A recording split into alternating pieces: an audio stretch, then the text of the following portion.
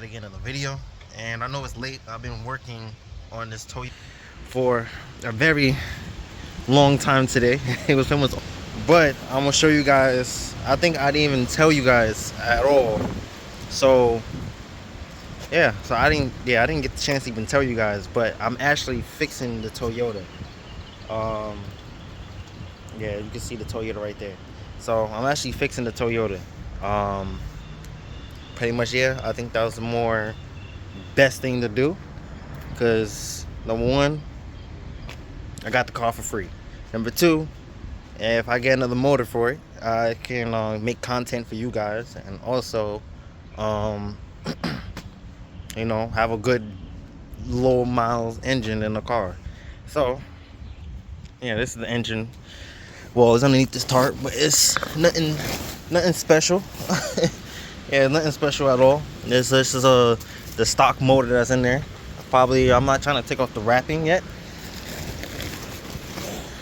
because there's nothing really pretty to look at. It's just a normal motor that's in here. But I want to show you guys what I did so far. So far I got the exhaust off.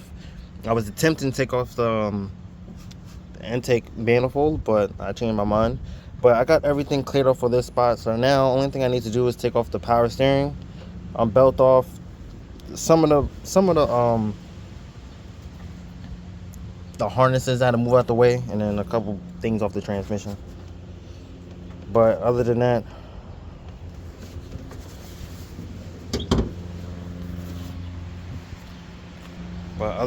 that's pretty much it. It's really nothing, it's not a lot of stuff I'm really talking about. Oh, it's in the car. But pretty much, yeah, that's pretty much it. It's nothing crazy, but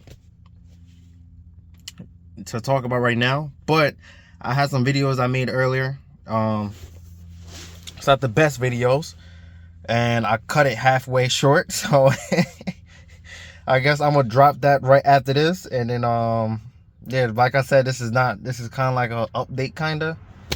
Hopefully this video is really good, because I had nothing else to talk about. But pretty much, yeah, got a new motor for it. So hopefully I'm gonna do something tomorrow, and then yeah. But like and subscribe. See you guys in the next one. And then again, another video is gonna pop up after this. So what's up, another day, another dollar here, back at again another video. And this is day 2 of taking out the engine out the Toyota. Flip my camera around and show you guys what I did. Look like I'm from what's that game, Call of Duty game, I forgot, Black Ops 2. All right, so pretty much I finally got the wiring harness out the way. Most pain. If you guys working on this car, the number one flaw of this car, I'm starting to see the number one flaw with this car is everything in the back of the motor. So they have like these 2 sensors. Good luck if you break those sensors, but they have like 2 little sensors in the back of the motor. Pretty much there's no way for you to get them, really, because the motor mount is in the way. So pretty much you got to take off the intake, but taking off the intake is still in the pain because the axle's in the way on this side here. But you could probably wiggle your hand and get it right here. But what I did is got the axle out, but the axle pretty much got halfway stuck. I don't know if you can see it, but pretty much of these axles of Toyotas, they have a axle and you got the transaxle on the passenger side, and pretty much I think I could be wrong, but they don't separate, because as you can tell, the axle still, I just took off the thing off. But pretty much, yeah. So it's good for right now. It's not really in the way. So the time I can get this out, get this motor out. And alright, I kind of lost subject. But pretty much, yeah, I think at this point, really, that yeah, she's coming closer and closer and every day to getting this axle out. Well, this whole entire engine out. So now, today I'm gonna call it a day for working wise. But the only thing I'm doing is I had to take out this axle right here out.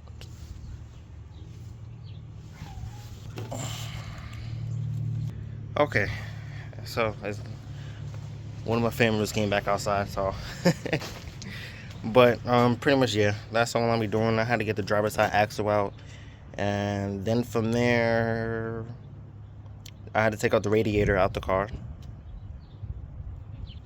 Yeah, the radiator, the upper hose, definitely some of the cooling lines, just shift linkage, I had to take that off. And then from there I had to take off the fuel line. So I'm assuming, because I don't really work on old cars like this, so I'm assuming this is a fuel filter, maybe, because I know this is a fuel line going to the bottom, and this is probably a fuel line going towards the rail, I believe. Yeah, and it's going to the rail. So trying to see if it's a bolt. No, there's no bolt on this. So only thing I just have to do is just crack loose this bolt right here, and then hopefully it might be some fuel be leaking down. So all right, yeah, that's pretty much it for today. I'm pretty much exhausted. I don't know if I showed you guys the motor, but I think I showed you guys yesterday. But yeah, this is the motor. It's definitely not bad. Yeah, it's definitely not bad. The only thing I really do, hopefully I have, or if they have, is the AC compressor bracket that is bolted on right there. I don't know if it's a part of the AC compressor itself. It probably might be, but yeah, that's something I need to get. Oh my god, this thing is filthy. But pretty much, yeah, this is the motor. They said they tested it out, everything is good on it. So I says this one. I just noticed something. If you guys know what this means, on the intake manifold, this one says B20 and this one says B15. You guys can tell me what's the difference between the both motors of Toyota. Definitely I would like to know. If it's this one a little more reliable, it better be. But I think it might be a newer model motor. That's what I think it might be, because if this is B15, that one's B20, so it's probably might be a newer model, probably a 2001 or 2000. Yeah.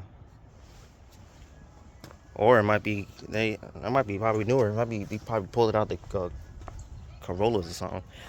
I'm not sure, but all right. But yeah, that's it for me today. I'm just gonna clean up and stuff, but just like and subscribe, and then see you guys tomorrow and day 3. What's up? Another day, another dollar, and we back at again another video. And this is day 4 that we working on the Toyota, getting this engine out. So let me flip this camera around so we show you guys. So pretty much, yeah, we're very, very close. We pretty much have technically 2 more things to take off, but technically there's only 1. So let me go underneath so you guys can see. So don't mind the axle. This got stuck. I had to get an axle puller and pull that out. But the last thing I need to do is take off the belt off the power steering. I don't think so that you honestly have to, but I know I need to take off the lines off. But what I'm gonna do is take off the belt, because I want to transfer it on to the other motor. Take off the belt and then just take off whatever lines, like this line on it, and see what I have to go and take off, so it can be all clear. But other than that, yeah. And there's another line on the top too as well that I had to take off. But pretty much, yeah, there's one last thing and this one last thing, and then just go from there, really. So this is my first time ever changing, at least doing the motor for any type of car. The only thing I did changing the motor was my moped, and that was it. But pretty much, yeah. Looking at this motor, really, I was just fully taking apart a lot, not really taking apart, but kind of looking at it a little bit.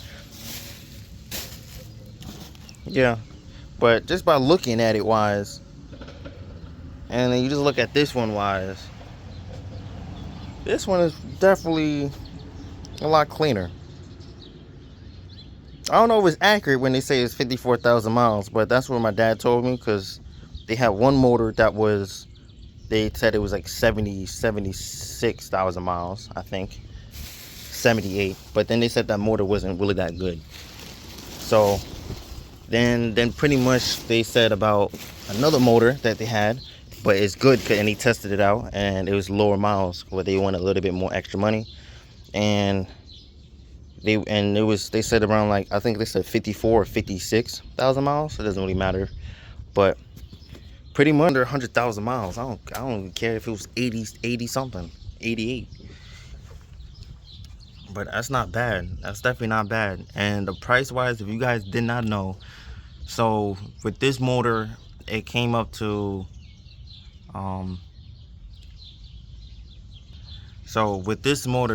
pretty much it came up to a 1,100, and that is with shipping and handling and everything, because the motor actually came from PA. So that's with shipping and handling and everything. And then usually for, like, you know, bigger, heavier stuff like that, usually shipping is usually be like $200, because that's what happened to my bike. And that was almost the same exact weight wise as this motor. So my bike weighed like 400 pounds. A motor weighs around like 400 pounds, around there. Don't know about this one actually, but might be a little bit lighter than 400 pounds. But yeah, they usually go like 200. So really, this, you could say this motor was like $900. But for me living in New York, the same motor that I can get right now that has probably like maybe 160,000 miles, they wanting $1,600. And that's just insane, really insane. But yeah, but I got the fuel line off. The fuel line was here, oh, it's down there. So I got this off, kind of letting this sit. It's dripping down slowly, but it is what it is. As long as I don't have nothing spark that's fire coming towards it, then I'll be all right.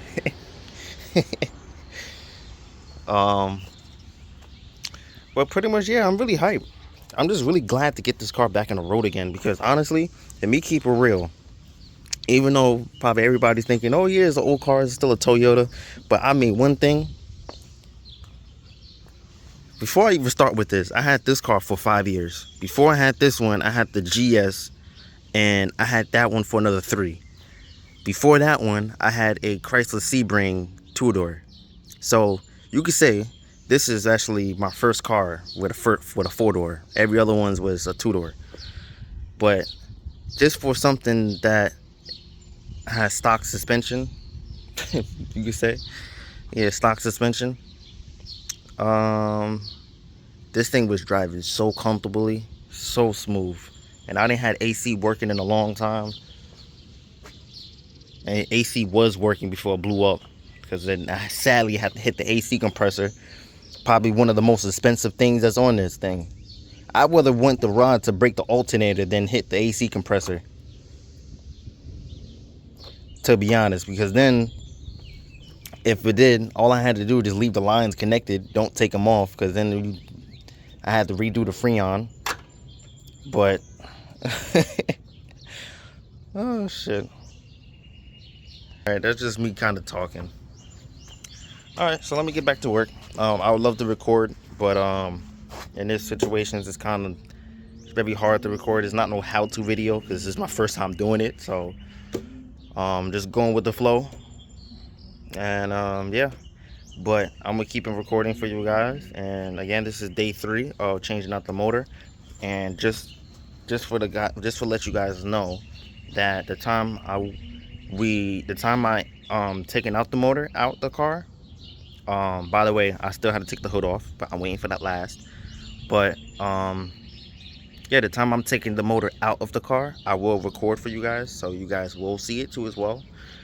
So can't wait for that. I can't wait for that. Definitely can't wait. It's gonna be insane. So let's go and get this started. And pretty much, yeah, if I don't finish the video today, then I'll see you guys at day 5, or see you guys continue at day 4. All right.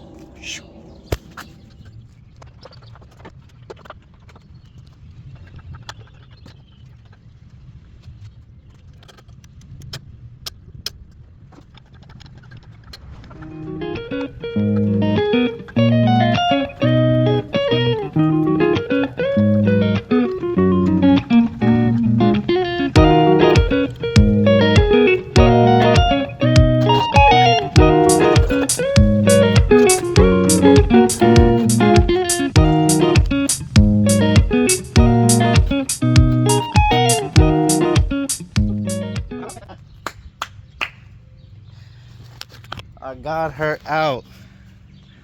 I got her out of the car. Oh, I stepped on the hood by accident. Yes, sir. I got her out. So let me hurry up and drop down this transmission, because I don't want to be letting it hang just like this. So another day, another dollar, and you back at it again in the video. This is, I believe, day 5 of taking out the old engine and putting the new one on and doing the engine swap. So let me flip the camera around and show you guys what's going on in day 5. So this is what day 5 is. We pretty much got the transmission on to the engine. We put we refilled up you see the transmission fluid. We filled up the torque converter up. We got all the air bubbles out. It's fully seated and properly seated inside the transmission. All the bolts is on for the torque converter is bolted down, by the way, just to let you guys know. Then pretty much, yeah, everything is pretty much knocked out. So yeah, so now what we're gonna do is just clean up around this stuff over here and put this engine back into the car, and that is the goal for today. So then from there, I'm just gonna record it so you guys can see the process is me putting in the engine back in, even though you guys saw it when it's coming out. So yeah, let's go and get it done. I'll probably need your hand. You need my hand? Yeah. Hey?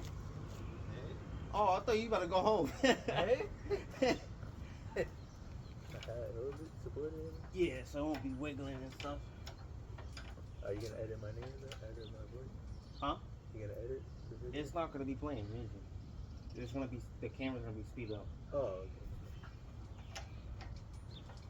If I'm not talking really, it's gonna be music, and it's gonna be music playing. No, not the voice. My voice. That's what I'm saying. When I'm editing the video, when I'm not talking in the camera, it's just gonna be music playing, and it's just gonna speed up. Oh, okay. So it's not gonna hear me either. Oh, okay. Yeah, I'm just showing in the process. Oh, yeah.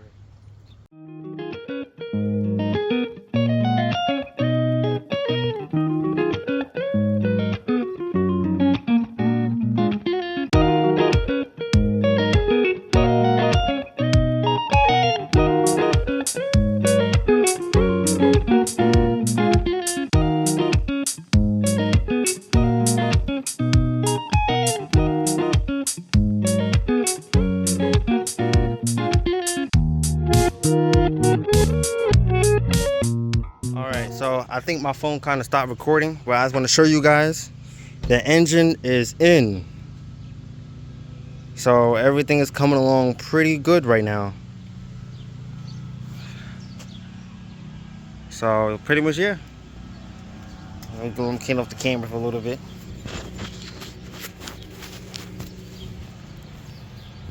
Alright, so the engine is in now. I'm not gonna make this video too long, because honestly I'll probably have like 30 minutes of this video right now. So yeah, So the rest of the videos I'm gonna post on there, I'm gonna do short films, so just to let you guys know. And then other than that, then get the car in the background. Yeah, there we go. Other than that, then just like and subscribe. See you guys in the next one. And then I'm gonna post another video just to let you guys know as well. I'm gonna post another video of when the engine starts up and everything is running smooth. So pretty much it.